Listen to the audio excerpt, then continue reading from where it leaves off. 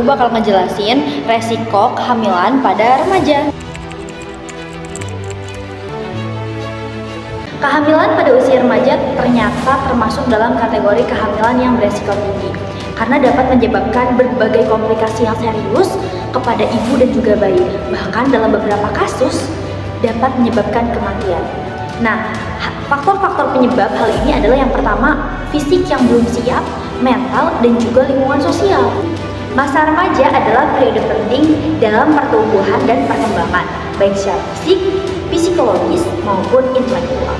Pada usia ini, tubuh perempuan masih mengalami proses pertumbuhan, termasuk organ dalam reproduksi yang umumnya belum siap untuk menjalani proses kehamilan dan persalinan. Nah, misalnya adalah pinggul yang masih sempit. Baik, untuk selanjutnya yaitu cacat lahir, gizi, dan tekanan sosial. Nah, selain komplikasi fisik, kehamilan remaja juga bisa menyebabkan cacat lahir. Kenapa? Karena banyaknya remaja yang kurang paham dan kurang mengerti pentingnya nutrisi kehamilan. Kekurangan gizi bisa menyebabkan bayi mengalami gangguan tumbuh kembang. Beberapa cacat lahir yang sering terjadi misalnya bibir sumbing, kelainan jantung, cacat tabung syaraf, dan lainnya. Baik, selanjutnya kehamilan remaja juga meningkatkan resiko preeklamsia, yaitu tekanan darah tinggi yang bisa membahayakan nyawa ibu dan janin. Hal ini disebabkan oleh sistem hormonal dan sirkulasi darah yang belum stabil. Resiko keguguran dan kelahiran prematur jauh lebih tinggi. Ini karena rahim dan organ reproduksi remaja masih dalam proses pematangan. Ketika tubuh yang belum siap dipaksa untuk mengandung, maka kestabilan kehamilan bisa terganggu. Selain itu, remaja juga sering mengalami anemia atau kekurangan darah karena kebutuhan zat besi meningkat saat hamil dan tubuh mereka belum mampu mencukupi itu secara alami. Ini terjadi karena ibu dan janin saling berebutan nutrisi, padahal tubuh si ibu masih membutuhkan nutrisi untuk pertumbuhannya. Remaja yang hamil di usia muda ini sering terkena stigma di lingkungan, apalagi kalau kehamilannya tidak direncanakan.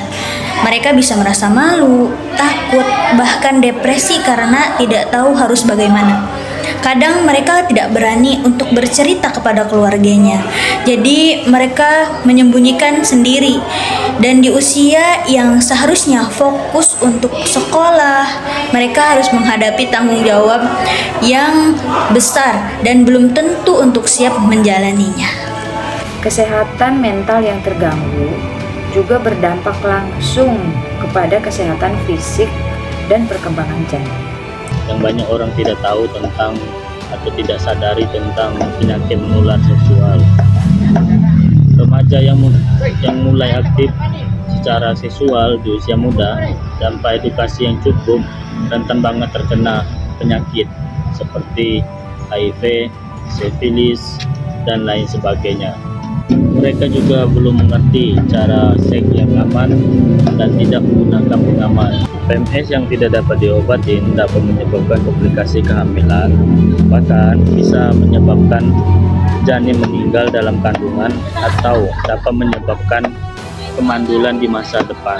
Makanya, kehamilan remaja itu bukan tentang soal tubuh yang belum siap, melainkan kehamilan remaja itu tentang masa depan yang akan berubah total.